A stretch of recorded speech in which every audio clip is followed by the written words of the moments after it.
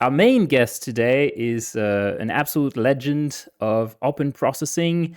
You know him from thousands of sketches that he has made or forked, modified, and together with me to interview this exceptional person, we have returning Sinan Ascioglu from OpenProcessing. And without further delay, I give you Richard Bourne. Hello, Richard. Hello there. So nice to see you, Sinan. So nice to have you here again with us. And yeah, today we're going to talk about creative coding as we usually do. Richard, you have had a very long background and career in broadcasting, in media education, as you've told me before. And yeah, can you tell us a little bit about that journey and how did you end up in the world of creative coding? Wow. Well, it goes back a ways, as you can figure, looking at me, goes back a long way. And I grew up in Saskatchewan in a small city called Prince Albert.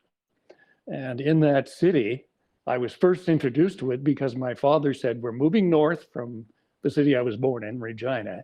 And we ended up in these old barracks at the Prince Albert Airport. And so that is basically where I spent my most of my high school years is at the airport in Prince Albert with a bus driving me the 5 miles into town so I could go to high school. And I got interested at that time in the high school radio club at CKBI Prince Albert. And I ended up participating in a weekly show produced by students that aired on the station. And when I graduated in the summer before I went south to Brigham Young University, if that rings a bell at all, I don't know if it does, but I'll get back to that. I worked at CKBI. I worked there as a board operator, basically sitting in the control room and spinning discs, not allowed to go on air except for station breaks. Let's face it, my voice had hardly changed. They didn't really think I was a good candidate to be a DJ or anything else. Anyway, then I went to Brigham Young University for a year of general studies.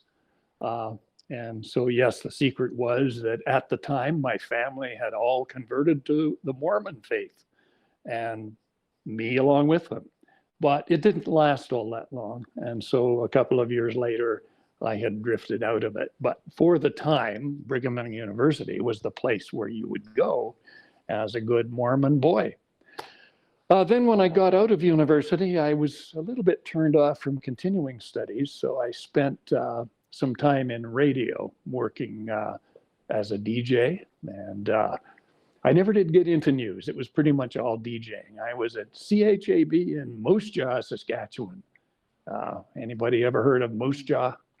It's a great little place. It's not too far from the town I was born, the city I was born in, Regina. It's only 40 miles west of there. So I felt almost like I was at home. I worked at CHAB, then I worked at CKSW Swift Current, then I came back to Regina and worked at CKRM, CJME, and CKCK. And I went back to Moose Jaw and stayed 5 years. And then my life completely changed. I saw an ad for an instructor needed for the Northern Alberta Institute of Technology in Edmonton. And I went up there and got the job. And I stayed in education basically for most of the rest of my working life. First at NATE, the short for the Northern Alberta Institute of Technology, then moved back to Calgary to SAIT.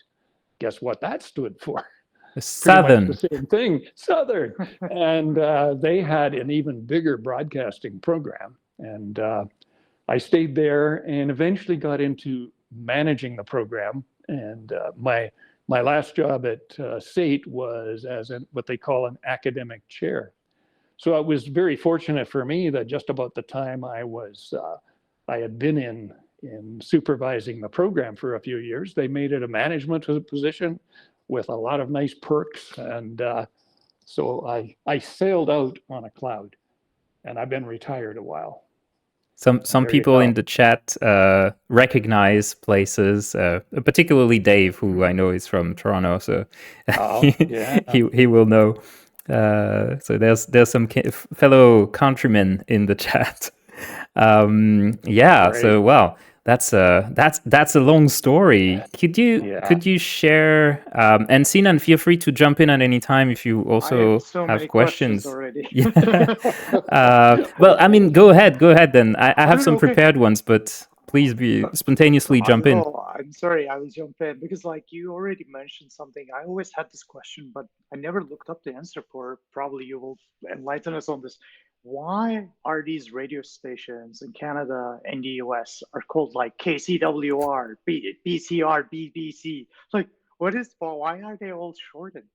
Well, there was a standard that was developed shortly after radio became feasible. Back in the 1920s. At that time, some stations were called 10BR or 12BR or whatever, and it was decided then that the U.S. would use K for their. Let me think. I may have this wrong. They divided the country and they made all of the stations on one side of the country start with K, and the other side started with W. Now, which one is it? I guess if you would know if you know what New York stations began with, that would tell you, but I forgot. So so that was what the U.S. did is they started with W or K, KXLY, WBR. Some of the really big stations only had 3 letters. Most of the smaller stations had 4 letters. And then in Canada, we adopted a similar thing. Only all Canadian stations started with C, I guess, for Canada. So all of the stations I've ever worked at began with C, CKBI, CHAB, Okay. CKCK. Yeah, Okay, I and had no idea. yeah. Well, thanks So for it letting was me. just a shortcut, to standardize them. And in a lot of cases, um, it still remains. I mean, we still have, other than streaming stations, and even a lot of those have call letters, but yeah, all of the broadcast stations still have the 3 or 4 letters. Yeah, perfect. Cool. Thank you. Yeah. And you were for the longest time you were teaching, and I know after a while you became chair, but Yeah. yeah, you were teaching broadcasting. Can you tell us a little more about what that entailed and what kind of students you had? Well, the first thing is it was tough to duplicate a full broadcast setup. When I first went to NATE, they didn't even have equipment installed yet. The program had just begun a year earlier. They had no tape decks. They had no cart machines. They didn't even have a board installed. So I was basically using little portable mixers and things to try to teach kids how to do radio. And then when I was teaching television, at the time we had no character generator, so we had no way of putting like lettering on the screen unless we took. I don't know if you're familiar with Letraset. Letraset used to be the way people titled. Yeah, you'd take a black card and you would lay this sheet on it, and you would run a pencil eraser over one letter at a time. And then you'd find the next letter, and then you'd transfer it onto the black card, and then you'd bring another letter on. And so it would take you like an hour to produce a little title that, says Sinan or Raphael. And then for the E of your name, we'd have to get a different sheet, the one that has the dots over the I, and transfer that on. For rolling credits, I took 2 paint cans, 2, what are they, gallon paint cans now these were empty. I got a little barbecue motor, and I made a thing that would drive the paint cans. And you know that rubber that they make menu boards out of, that you stick the letters into little slots? You familiar with that? Yeah, I yeah, managed yeah. to I got a 4-foot long piece of that and ran it from one paint can down to the other and rolled it up on the bottom paint can. And I could That's so actually clever. roll credits. The students would put letters into the belt, And then we'd shoot it, and with television, with most television switchers, had the ability to take bright areas of the screen and what we called key them in. So they'd actually just extract the white part from a camera shot and superimpose that on another camera shot. So all you would see is these letters rolling up over a, say, background scene. But it was really hokey. So gradually, as time went on, we managed to get the proper equipment, so we didn't have to work with this BS stuff. But truly, it's very hard for most broadcast programs to keep up to date, because they've got, your typical station, even in a city the size of Calgary, spends $10 million a year on equipment. And we would be lucky if we got 100,000. So how do you replace, 3 cameras and a video switcher and an audio mixer and all the racks full of other equipment that you need? How do you do that? And then, of course, we had both radio and television in our training programs. So we'd have to also upgrade the radio mixers and the production room mixers, turntables, cart machines. Now I'm talking way back here. But my time has come again, because when I started in radio, I used turntables and tape decks, and now they're coming back. Yeah, they're really hype. Yeah. Everybody loves that analog sound. So they're making a bit of a comeback. Everything comes around. Actually, it makes me think like how much hacker culture was already there within the world of radio and telecommunications, right? Like in some ways, like creative coding, I see so much overlaps with, the idea of like we're trying to hack something out of computers, and sometimes we find this little trick and makes us amazingly happy. And also, before that, as you speak, I'm also remembering all of the stories, the movies about like radio culture. And I guess the points, there were a few amazing things about radio at that time. Like it was technological, it was exciting, it was social in some ways. You're communicating, you were broadcasting, you were hearing with other people and so forth. But in the meantime, it was somewhat accessible at the technology level. You didn't, like before the computers, that could one technologically advanced thing you could have in your apartment and start communicating with other people, and it could become so much. And I know like you all know about the crazy stories about like pirate radios that was around many times in many countries. They were forbidden. There was a crazy story about, I'm trying to remember, but like in the UK there was a ship that they built radios. What was the full story? I forgot. That's amazing. I thought I saw a movie made out of this story, but I don't remember. Yeah, I think there was a movie as well. But I think that was a real story sort of thing. Like there was because they couldn't broadcast it inside, it was illegal. They rented a boat and started broadcasting music or whatever they were broadcasting. I forgot. Like outside. So there's so much like this hacker mind, right? It's somewhere there. Was that also in the culture in Canada, pirate radios?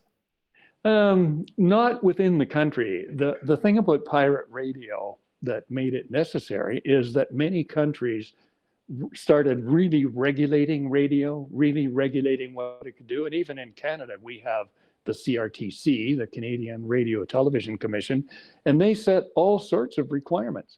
They'll set requirements that you must play X amount of Canadian music. Then, of course, you have to define, well, what's a Canadian song? Is it, well, it has percentages of Canadianism. Depends on who wrote the lyrics, who composed the music, who sang it, even who was the backup orchestra. This all would be part of the regulation. And in the US, you had the FCC. So the pirate radio stations knew that they would not be allowed to operate in Britain because the BBC, first of all, was given prime position, and they didn't even have commercial radio stations. So if you could get on a ship that was close enough to the shore to broadcast, you were all set, because you could declare that you were not in Britain anymore. You're in international waters.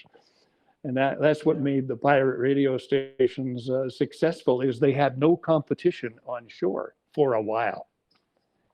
Things have changed since then. And at what point in that time did you start getting interested or getting acquainted with computing? I can't remember the exact date, but I went through every home computer that existed, starting out with, I'm trying to think here. First of all, I had an Atari, then I had a Commodore 64, and then I moved to the Amiga, and then eventually to PC. But mostly, I've always been interested in graphics, and so I was always looking for the machine that would allow me to do really good graphics. And unfortunately, the PC wasn't offering much. 16 colors, you couldn't make much out of 16 colors. The Mac started out black and white. The Atari ST was only, black and white grayscale. So yeah, so I stuck with the Amiga for quite a few years, and that's where I learned most of the programming concepts that I still use. How did you learn actually? Was it coming from magazines or were there computing clubs? Or how did you get to learn programming? Probably just examples. I mean, there were forums, and they would post examples, and I would share mine, and that's what really attracted me to open processing, was the idea that I could look at code, I could use code freely, and I could modify it. And in fact, I'm still learning, but I realize that not everybody has bought into the philosophy of open processing. In other words, there are a few that say, what's mine is mine, I'm going to make my stuff, and don't you copy it. And I have a hard time dealing with that. A couple of people have banned me, and it's crazy because when you end up banning somebody, then you shut yourself off. You're now going to be only as good as what you can learn on your own. Whereas I've learned so much from the other people, and just like to thank everybody that has been really good about letting me fork stuff without saying, hey, that was mine. You can't have that. So yeah. So I learned probably best from imitating, from looking at examples and so forth. It's amazing that I don't think I'm that good a programmer in JavaScript yet. When I look at what Ivan Rudnicki can do, like my jaw's on the floor. And honestly, there are so many heroes. Most of the people that I'm following, I think I'm following just over 100 people right now. And I think they're all better programmers than I am. But I'm still in there trying. Yeah, it's a great way to learn. Like every Sunday when I review the things that people submit for the challenge, I'm flabbergasted. And yeah, same. Like I'm not such I study typography. I don't come from programming. So yeah, it's also like, wow, the quality of things that get posted on Open Processing every week, and not only for the challenge, but from everybody all the time is just amazing. And as you said, like forking sketches is really a big part of the DNA of the platform. We talked about this with Sinan last week, and yeah, you're a power user of the of the feature for sure. Is there anything like? Can you think of a sketch that you saw when you started looking into it that really surprised you, or where you really learned something new? Anytime Ivan posts something, I know I'm going to learn a lot from it. And I've had some good one-on-one conversations with him as well. But way back, even to the time when he made a flip clock that had semi-transparent letters that would flip into place, that really got my attention. And more recently, I'm just trying to think of what he posted recently. There've been so many. The card tricks were amazing. I love this one. The card tricks, and just you thought you'd seen it all, and then another card trick came up, and then another one. And that one I don't think I could do anything novel or better than to that one. But occasionally, every once in a while, I will see something and I'll think, I could suggest something to this person. It's a fantastic sketch, but I could suggest something. And sometimes it's as simple as, why don't you add the phrase so that when they click on the screen, the audio starts, instead of making them start the sketch without hearing any sound, and then they go up and click on the little icon at the top. Well, no, all you have to do is put in the line of code that will make that happen when you tap the screen. So yeah, there are things I see when I see a programmer that's 10 times better than me, and I say, oh, but I could suggest one little thing to them. Then I feel like, oh, I guess I've learned something. Yeah, how does it feel to be like so committed to learning? I mean, some people retire and they're content with what they learn over their life and they stop and they just relax, but you're like very actively continually learning new things and producing new work. I think this is part of like your daily routine at this point, right, Richard? I spend a few hours on my devices every day. I think 4 hours average last week. 4 hours average gives me time to, and here's a trick for anybody else that would like to, learn more and fork other sketches more. And that is, I go through all of the recent submissions, not just the ones that were liked a lot, but I go through to see if there's something new that I would like. So I look at recent sketches, and then I think, why don't I look for clouds? And so I'll search for clouds and see sketches that had a cloud theme. Or let's look for physics and see what sketches incorporated, real physics into them. And so I haven't run out of search words. I've got thousands of search words, and every time I do a search for one of these, I find new stuff. Except I forget then that I've already used that word. But even then, there may be more recent sketches on things like, well, I don't know if you saw one that I was really proud of was the one I did on pulleys. Now here's a sketch I was just working on recently here. I'll just show all here. And oh, here's one that I made last night just for you. So I'll show you that first. I decided it's time for me to get back on the challenge. I was off for a week or two while I kind of reorganized, and now I'm back. Now, can you hear anything? No, you can't hear. No, yeah. You hear it? I don't know if the screen sharing is going to share the sound, unfortunately. Ah, too bad. Yeah. Because what I did is I managed to download an audio clip of the sound of a burner in a balloon, and it's synchronized. I managed to trigger the sound by frame count, so that now it's going to come back from the left. And so what happens is, as the burner comes on, it just. Is it also stereo? Like the sound comes from the left and moves towards the right? No, I didn't get that far. But I think the video quality is great. It's just too bad that you can't hear the sound.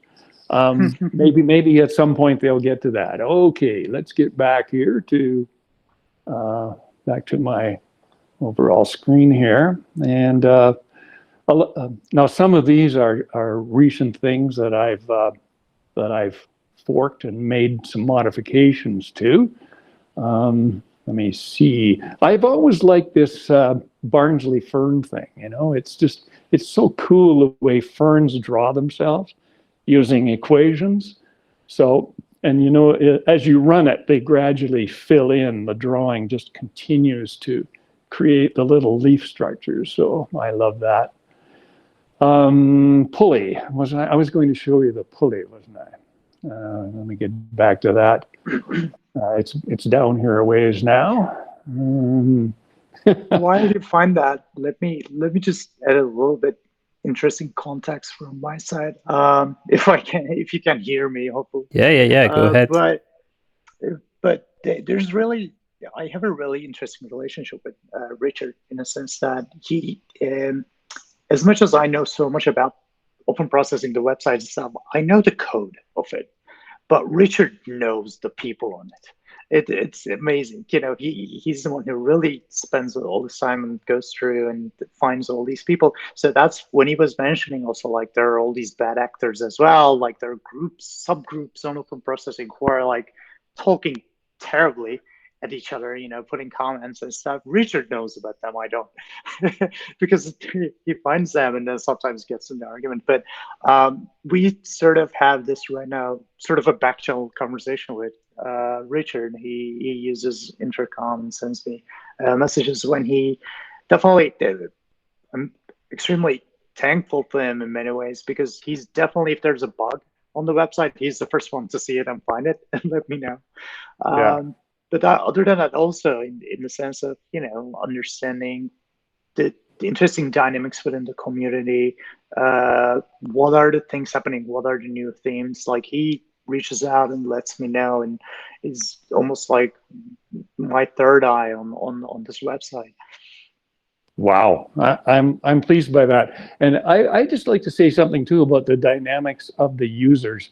I have never had anyone be unfriendly when we have chatted one-to-one, and that's on the comments that you can attach to sketches, right? You can have a conversation with somebody about a particular sketch, and all of those have been very friendly.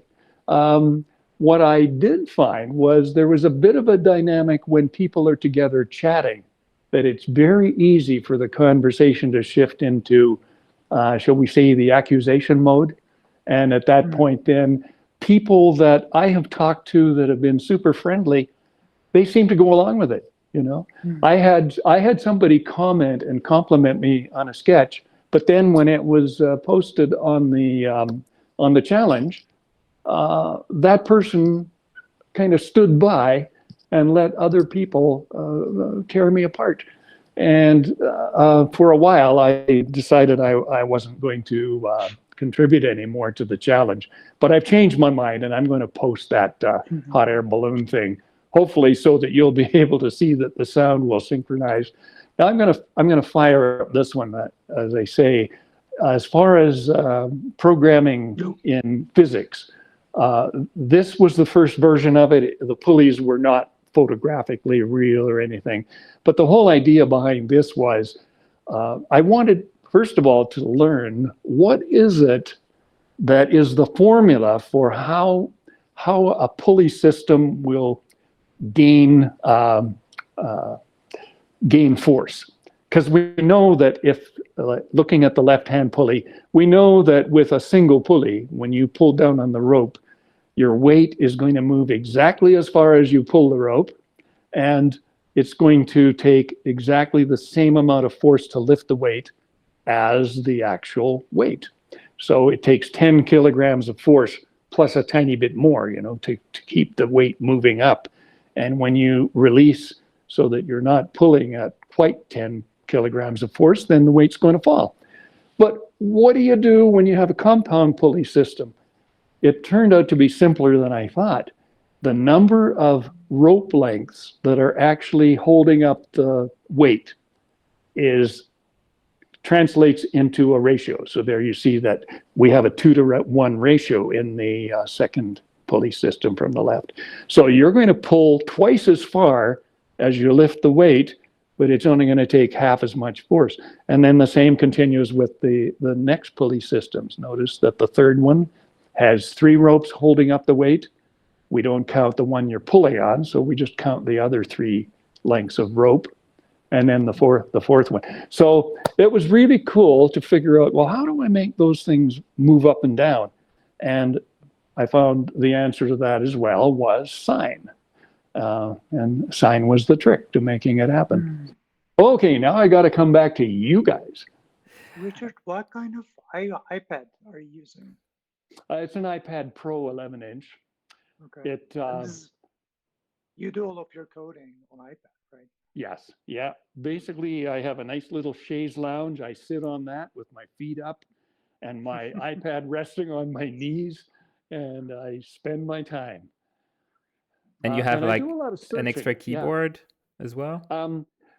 For some, yeah, I do have a Bluetooth keyboard, but I only use that when I'm testing interfaces for the sketches. When it's time to say type in code, I just use the on-screen keyboard. Oh wow, really?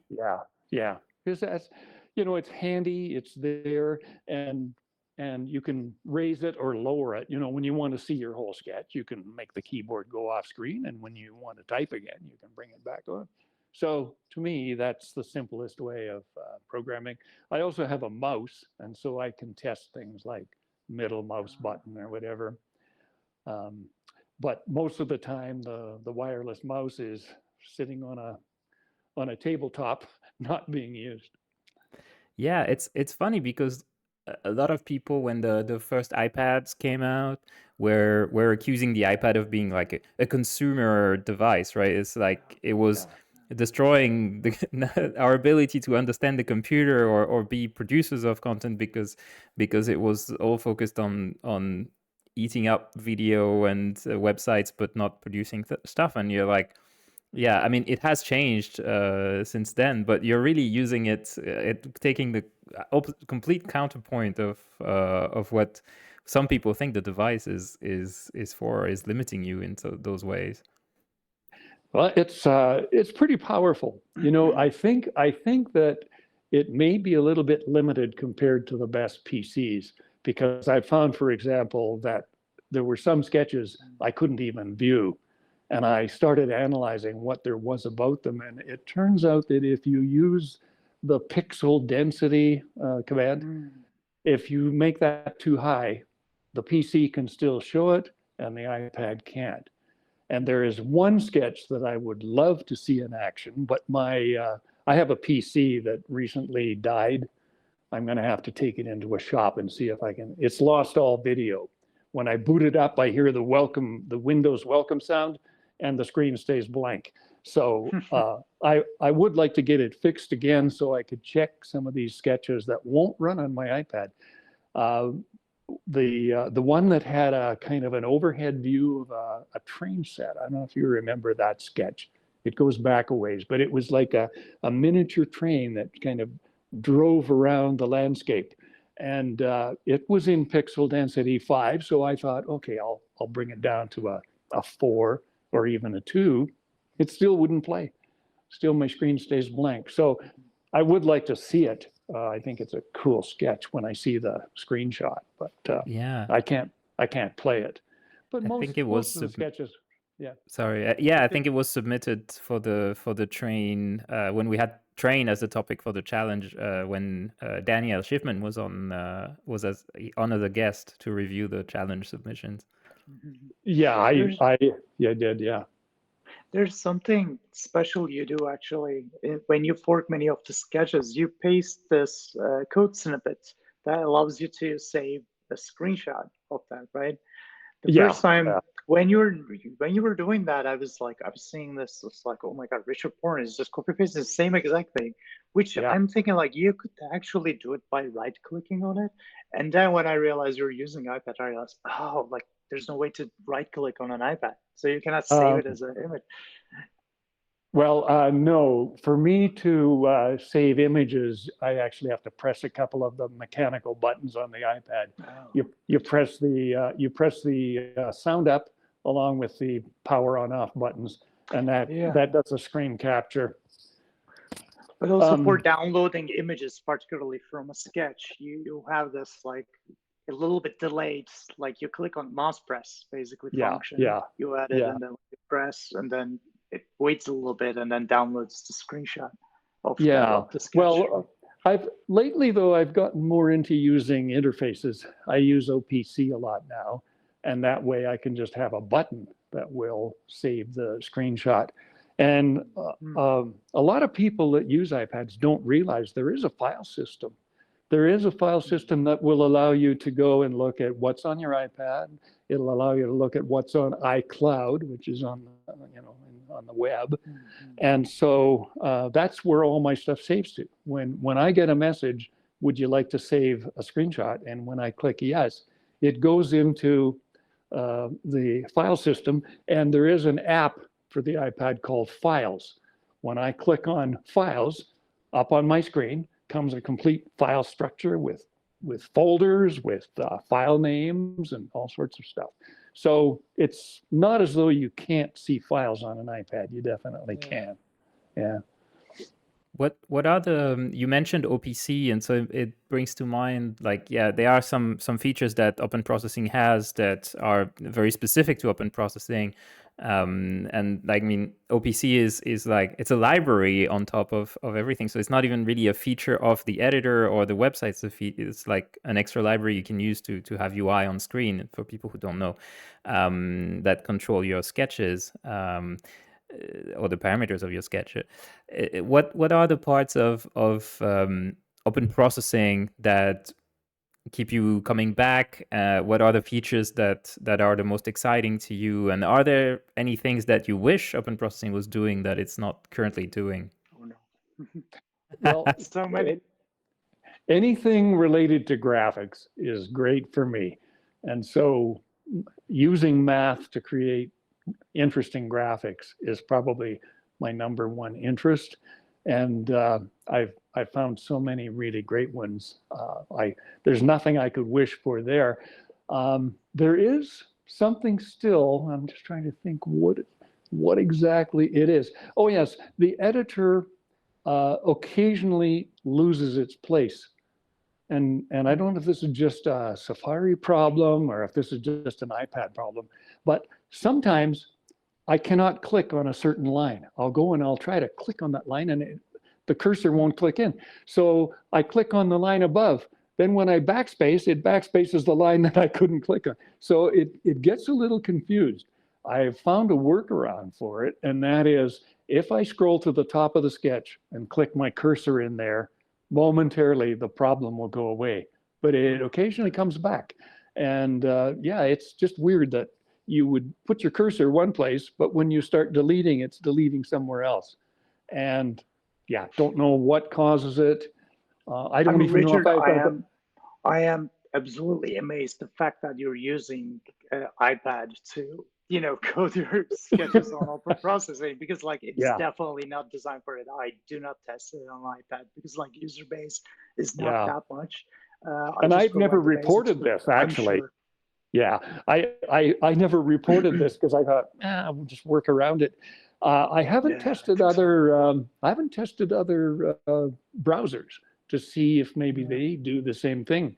But yeah, it occasionally gets lost, but by going back to the top, I get it easily fixed. Yeah. Anything else? Other features that I enjoy? All of them. If you don't, Yeah. I have a question. Actually, I'm curious about, particularly, maybe I'm sure you're following these conversations happening around like Chat GPT, AI, and there's like Mid-Journey, for example, is amazing like AI technology that allows you to create like images just by simple prompts. Like, Yeah. what are your thoughts about it? Like, Oh, sure. Well, I've sent images to Midjourney. Prior to that, I've had images that were modified by other AI programs, and I have some apps on my iPad that will allow me to superimpose animations and videos over a live screen. So, for example, I can see 3D images, say out on my lawn. I can make a virtual world out there of skeletons dancing if I want, or any kind of 3D shapes and so forth. Well, there's another thing I love is 3D. I love being able to do 3D sketches on OP. Yeah, so no, I'm going to follow the latest AI trends and see what I can make of them. And if there's anything you could introduce, one of the things I'm wondering, and I can't think right now. I know that I can create an image in open processing that has a transparent background and save it as a PNG, but I'm not sure if I could actually see the browser producing a transparent screen, letting me see behind it. Do you know of any browser that does that? I'm not sure that's possible yet. How would you Well, imagine that? I would just imagine that you go, let's say that OP would have a way that you flip it to full screen. So all you see is the OP screen output. And now you're going to have, let's say, a 3D animated sketch. Could I show my camera at the back of that sketch in live in real time? It's amazing. Right? That's Because that would be like some of the apps I have now on my iPad that allow me to do that. I can play a 3D animation and see it with my let's say my neighborhood as the background coming in my camera. But to do that, it wouldn't just be OP that would have to change. It would have to be a browser that was capable of that. Yeah. yeah, So that's if somebody creates a browser that way, probably OP would be ready to do it because you can create a transparent screen. I've done that before and saved the image. Probably, I'm guessing it's not possible due to browser option, but you might have some code that connects to the camera and puts camera inputs behind the sketch. That's possible. Yeah. You could code it into the sketch. I remember those were my initial, the very first like processing sketches I was working on. Actually, what you were talking about is back in 2001 or 2003, around then. That was sort of, I was experimenting, superimposing like interesting backgrounds on camera versus, or changing the background differentiation and stuff. They were super fun stuff to do. And I don't know, like, actually that's interesting because I see very little use of the camera on OpenProcessing. I always thought that would be amazing, like to be able to do camera stuff on the web through P5.js, but actually I realize it's just the standard, more like artistic stuff is more explored than the camera stuff. But I actually, one of my pinned sketches, I don't know if people ever look at it, but let me take you to it now. Share the screen, and here we go. Continue. Okay, now you see I'm looking at a camera right now. Now, one thing is here, I can't quite get all of the images. I can't get the whole thing in here, and I don't know why. It just seems to be, let's see if I can't push that up. Yeah, so there's some buttons down here. I know what they are. So I can actually take a picture here, and then see, I can download that picture there. That picture's been saved. And I can switch to my front camera.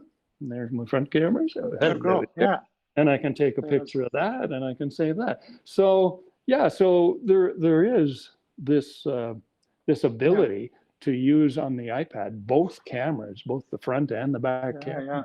Pretty, Anyway, we'll come back to you guys in the chat. Draco89, he says they say the Firefox has an add-on that makes browser transparent. I don't know if it works for iPad version, but that would also do something similar to what you were asking about. That's pretty cool. Yeah. I was also thinking about WebXR, and I know that somebody made a library for P5 for P5.js that is also for augmented reality. So that would be something that mixes the 3D part and the camera. Like if you want to have like, you know, the characters that you made, for example, that's one of the sketches of yours I really love, with these like geometrical shapes with eyes. Like you could place them in real space, I think. I'm not sure if it does like anchoring things in 3D space, but you could definitely have them like floating in the camera feed. Yeah. It's neat when you can anchor them, because then when you pan the camera, the things look like they're sitting on the ground. It's amazing. Some of the I know you can also attach them like to some kind of, if you print a fiducial marker, or sometimes also like an image, you can, or you know, like you have all these pictures on the wall, like you could pick one and use it as an anchor to attach 3D content to them, which is also really fun to do. I remember like it was one of the things that bothered like Lauren at the time, like the still 3D wise, P5.js was not doing enough of a good job. So it's like how we could, you know, improve 3D in P5.js. But I guess I don't know, explain like 3JS is amazing. Yeah, 3JS is great, but it's not super beginner friendly. But Dave in the chat is saying like they're working on 3D, and I know that Dave personally is also like a master at 3D in P5.js, and he's been Nice. contributing to the code. And so yeah, WebGL also, like for you, Richard, since you're so excited about using 3D in your sketches, things should get better in the near future with the next versions of P5. Yeah. Well, I played around quite a bit with Maya and 3ds on the PC side, and even Amiga had some 3D programming software. And really, we need to get beyond the basics. You know, in P5.js, there should be a way to create 3D objects by rotating a 2D object, right? That's lathing, they call it. There should be a way to drill holes through 3D objects. You can't do that right now. I've been able to make some objects with holes in them other than a donut, a torus, but no, there are some very simple and well documented ways of creating objects in 3D and putting them together, attaching them, and you know, even subtracting one from the other. Let's say you want a sphere-sized hole in something. You put the sphere and the other object together, and then you subtract the sphere, and you end up with an object with a beautiful spherical hole in it. So these are the kind of things I want to see them do, because I'm almost hitting the wall with what I can do now in 3D. When I try to think, well, how do I make a shape like that? You know, if I really got into it, I guess I could create huge routines to create something like a half sphere, but then your sketch gets awfully long by the time you add that stuff in. Yeah, I mean, as Sinan was saying, like the 3D part of P5.js is something that, from my understanding, came later. The original P5.js library, as it came out, the first version, there was no 3D, and it wasn't really supposed to have 3D, and then it was implemented, but a little bit in a quick way, without, like, they didn't have the resources, I assume, at that point to really make a very, like, to make the development effort that it would have taken to make a fully fleshed out 3D solution. And as you say, like, yeah, having Boolean operators and being able to construct more complex shapes, but also caching geometry is something that is there but not really documented or easy to use. So yeah, there's a lot to do.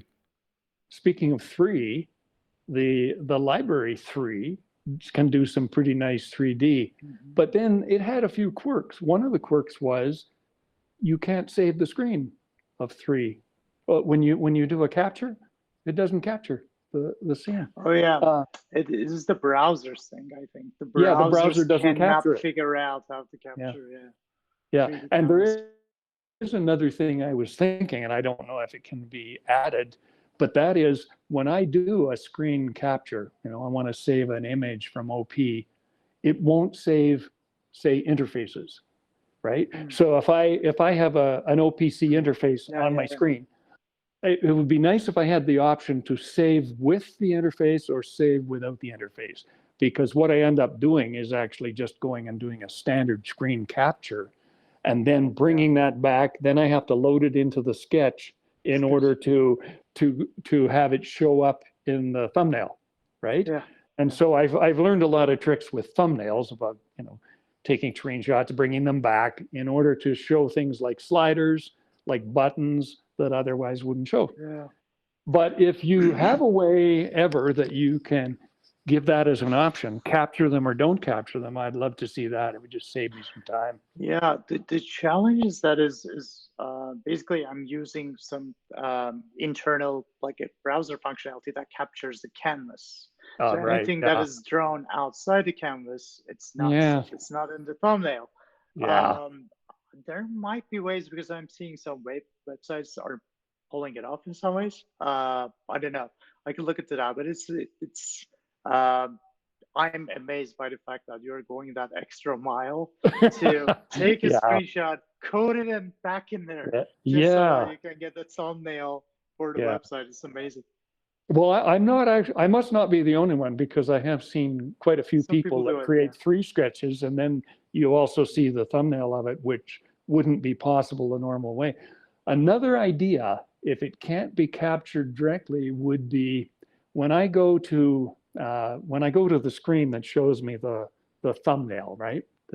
When I go to the editing screen that shows me the thumbnail plus all the all the text to fill in and so forth, it's about. I think it's called about. Anyway, when you go there, would it be possible to load an image into as the thumbnail rather than just directly capture it? Would you think you might be able to just put a thing there, it can load, you click it, and then you bring a photo in and it sizes it as a thumbnail? It could be possible. Yeah. Yeah, I'm not sure if I understand that exactly, but I will follow up with you separately. I guess it's like uploading an image as a thumbnail directly without going through the canvas capture. Possible. Yeah, it just would cut down a little bit of time. But you know, for time saving, and this is something I'm sure a lot of people do, but whether it's a PC or a Mac or an iPad, is you're going to have a notepad type of app on there, right? Something that you can just type notes or copy and paste some text. Well, that's where you can create not entire templates, although you could do that if you want to, but now you've added template function within OP. So anybody who wants to save a template can just save a sketch as a template. But if they want to just save something like the save an image code, you know, like 5 or 6 lines, put it in your notes. Every time you start a new sketch, you can go quickly to that, grab those 5 lines of code, paste them into your sketch. Yeah. And I have all sorts of notes with all sorts of things for math and for, you know, for loading images. Like, you know, it can be a little bit tedious to be typing all that preload stuff. I want to load 6 images and I want to load a sound. Well, just go and grab the code for that and then just type in the new names. Are you saying that you have like literally the Notes app on the iPad that you use for snippets, or? Yes, that's what I'm saying. I'm just going to go to it right here. Here are my notes, and here's my open processing snippets. Okay, I want to save it in. So let me just grab that here. All right, copy. Now I'll just go to my sketch. Oh, we can't see your screen right now, but yeah, it's like proper hardcore iPad usage. I don't think anybody else is using that. But you know, I always say whatever works, and it definitely works. But that's kind of interesting, and that must be. I feel like that must be very interesting for you, Sinan, because I think a lot of people might, like, if they want more advanced coding features like coding snippets, they might go and use VS Code or something. But Richard's like a proper hardcore open processing user. If it's not a feature of open processing, then you can't use it, Richard, right? It's like it has to be there, or you need to find a workaround that works on iPad OS. Yeah. So having code just standing by ready to be copied and pasted means I can work faster. And not that I have to, but otherwise, you know, I'd only have like 335 sketches posted. How much time do you typically spend on the sketch? I mean, I guess it's different from something like the pulleys that you showed before to some quick fork where you add a screenshot features, obviously. But yeah, what's the typical time that you spend on one? Well, it might be as little as 15 minutes. And I know now, for example, that for the challenge, I need to spend more than 15 minutes and add a little bit more functionality and a little bit more action to my sketches. So 15 minutes is kind of lowball, but I've spent 2-3 hours on sketches as well. One of the problems is if you don't know how to achieve a certain thing, you're going to have to go out and do a lot of research. I very often will put things into my search of my browser, for example, say, is there a library to load color fonts? And I think we were talking about color fonts when we chatted earlier, Raf. I see puzzled looks. Okay, let me go back to the Amiga. The Amiga had something that I had never seen before. It had fonts that you could buy from third-party developers. Those fonts had all sorts of color gradations built right into the font. you could type and see 3D etched gold letters with highlights and reflections on them, with all sorts of different shades of gold and yellow. And then later they had, metallic fonts that had the gleam of metal and 3D shading and everything else. And you just type and they'd appear on screen, but they were bitmap fonts. That meant if you tried to enlarge them, they got very blocky looking. Well, then cut forward to a couple of years ago, I did a little search online.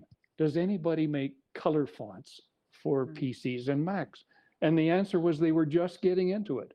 I discovered that they were now making vector fonts that had the same feature, only you could enlarge them to any size. It was fantastic. That's really surprising to me, because I would, if somebody asked me, I would have said like, no, that's not possible. I'd never heard of color fonts. I know variable fonts now, which are also very interesting. Oh, there you are. See what I can find. Oh yes, that was the one I sent you earlier today, and in case you needed a bio picture. Great. Okay, now somewhere in here, I should be able to find where I had been saving these color fonts. All right, here's a color font. Oh yeah. Wow, very nice. That downloads as a font. Now it's quite a big file.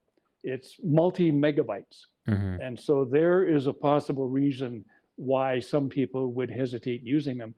I can load this into any graphics program on my my iPad and type it, and the same on my PC when it was working. I could load a color font like this and make a poster with this as my headline. Let me look at a couple of others here. This one's kind of pretty. Abalone. Nice. You have to be careful to use the right background, because it can get a little bit lost if not on a good contrasting background. But these are all color fonts that I've downloaded, and they're free. Just if you want to get some of them, just type color font with no space in between and do a search on Google, and you will come up with every one of these that is available. I always thought fonts were color agnostic. That's same. Well, they typically are, but somebody found a way to make them work. Here's the problem. Browsers don't like them. And currently OP does not like them. They won't load into OP. And they won't show in most browsers, although it seems like here they are. Since I'm here anyway, let me see if I can find my Amiga folder. Oh, yes, please. Yeah, because I wanted to show you. I see Amiga art right Amiga there. art right here. This is the guy who was the most famous creator of Amiga art. And what he could do with huge pixels just boggles the mind. You know, he could create shading that would convince you that you were looking at a photograph, like here. And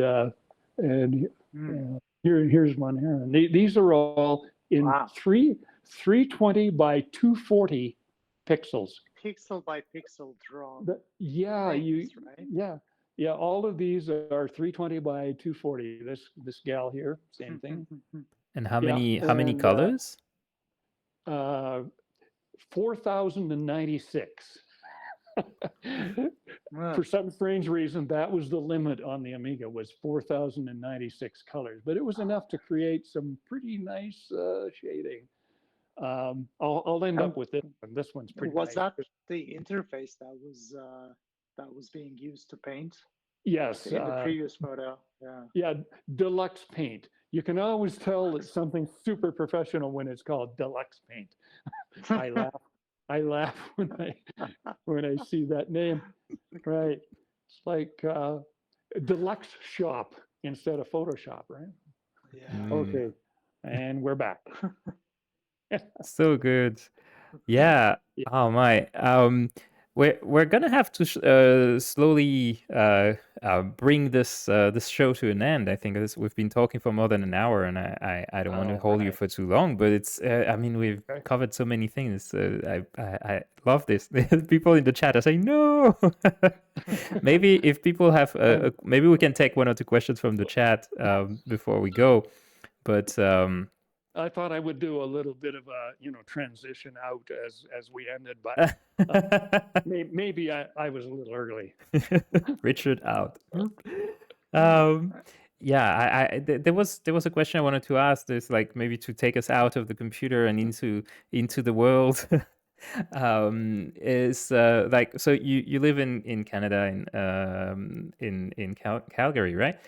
Yeah. Is the environment around you? I mean, obviously we've seen out your window to the greenery. Is do you get any particular inspiration from your environment? Are there places and things in Calgary that inspire your work, or is it mostly an indoors affair? I think I would have to admit, I am inspired by the country here. For my other hobbies, I fly drones, I ride an electric bike. I did have an electric scooter, but just gave it up after my wife had some medical problems, and I decided that going 50 kilometers an hour standing on a little wheeled board was just not safe. But yeah, so I sold my scooter only a couple of months ago, but I have an electric bike. I have a drone that takes 4K videos that I fly around the area. So yeah, it is inspiring to live on a river valley. And we actually have a view out our windows across the river valley. Can't see the river, but we can sure see the valley.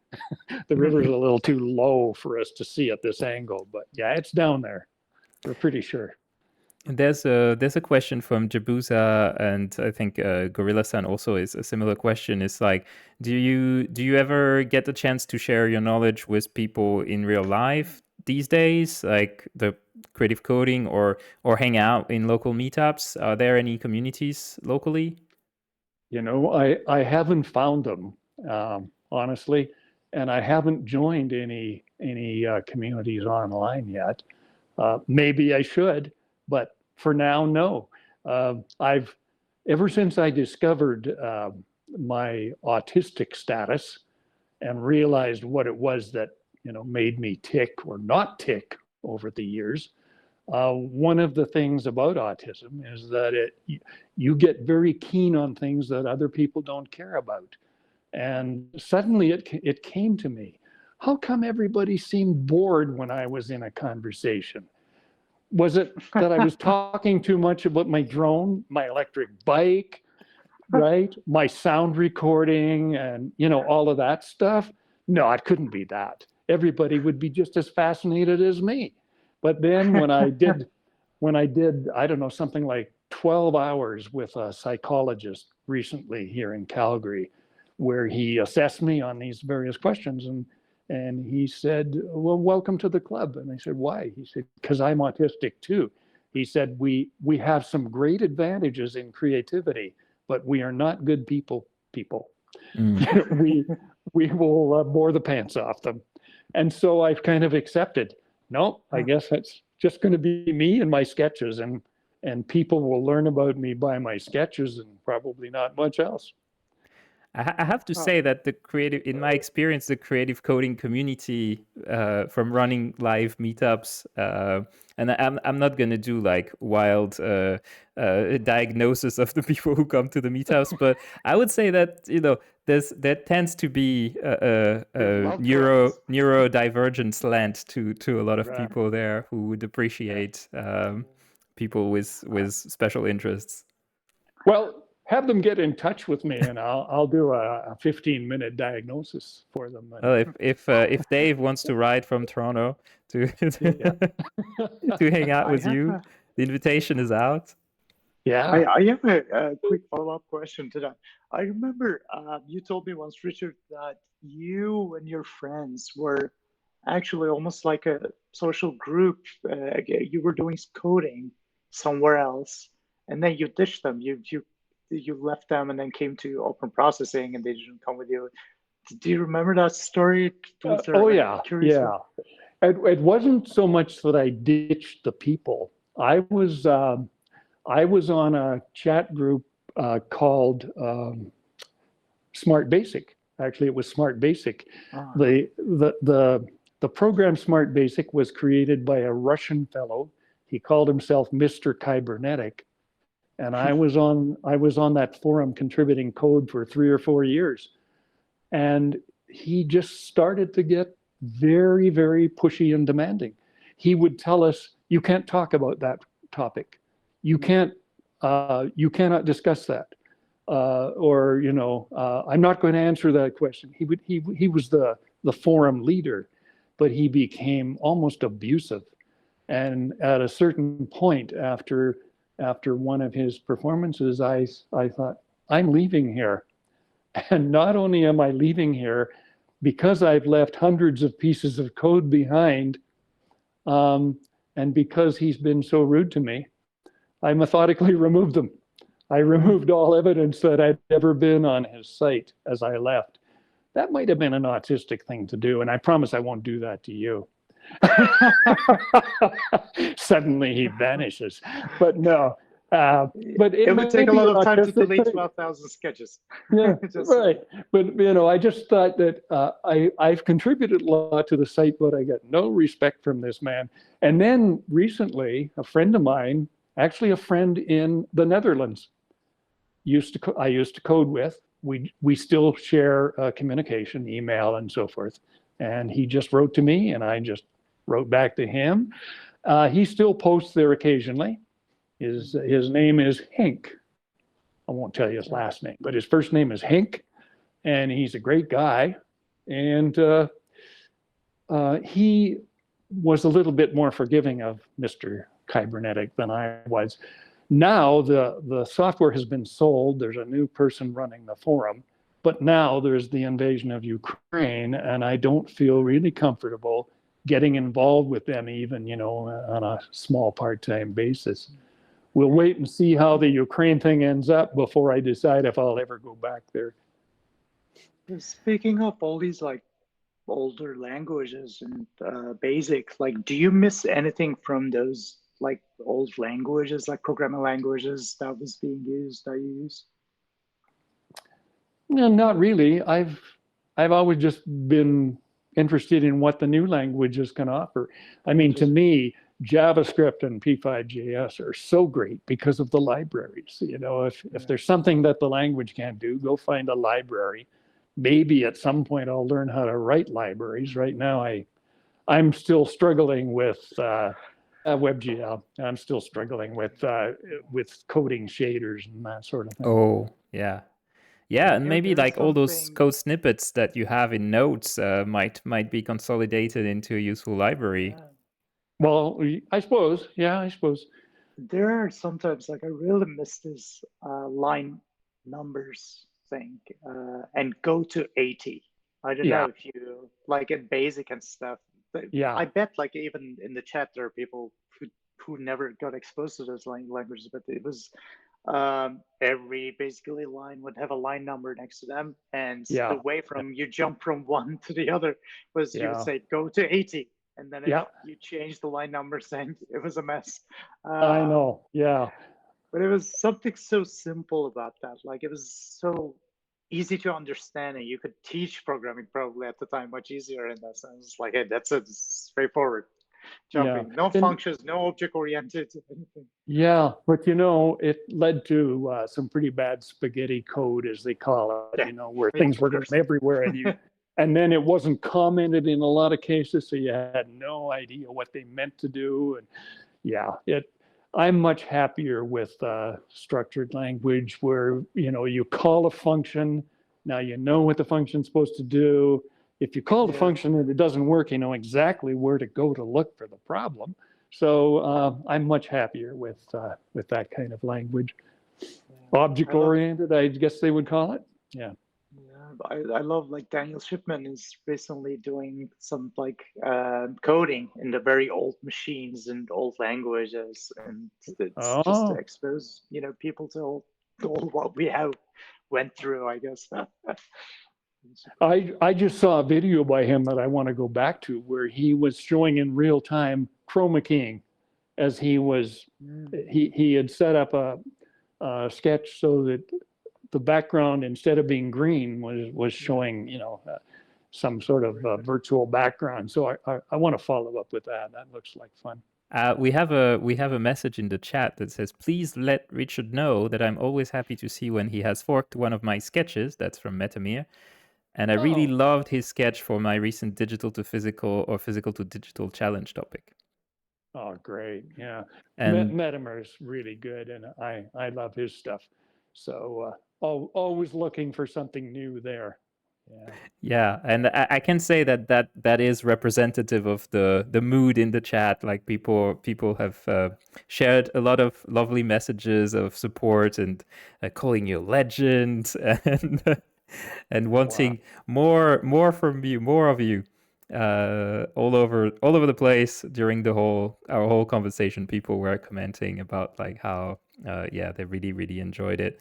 Well, I just want to say that I put my pants on one leg at a time, just like everybody else. I'm sure people will be happy to know that, to put things in perspective. Right. A few years from now, I may be able to do it in a single leap, but that's still a future. That's what you're training for when you're not writing code on the iPad. Yeah, in between coding, that's what I train for. Yeah, if you abandon the electric scooter, I'm not sure if that is if that is a reasonable endeavor. But Richard, it's been such a pleasure. Thank you so much for being so generous with your time and telling us everything. It was such a candid way about your life and your experiences. I think that's also like. We haven't really emphasized this, but I think to me it's very inspiring to see people who reach late diagnosis for autism late in life, and I think people, some people think about it. I've been thinking about it. Which may or may not turn out to be true, but it's just like, yeah, you're like, oh yeah, but I'm already 40, like it's probably too late anyway, and and then you say that. So yeah, thank you for sharing this. I think it takes also a special kind of person to share these personal stories. Yeah, and Sinan, thank you so much for also joining and co-hosting, being back here. You're both welcome back anytime, really. It's been a pleasure. And I look forward to seeing all your future sketches for the challenge and outside of it, Richard. And if you want to come by our Discord community, you're very welcome to do so. But I know you already have a lot of things community-wise going on OpenProcessing, so no pressure there.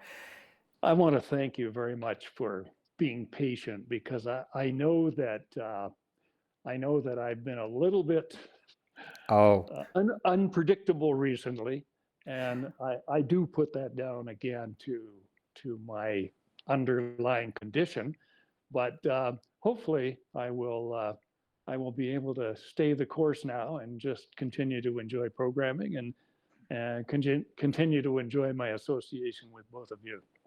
Wonderful. Well, Richard, thank you so much once again, and I'll bring the end card and say goodbye to you and see you very soon. Bye, Sinan. Bye, Richard.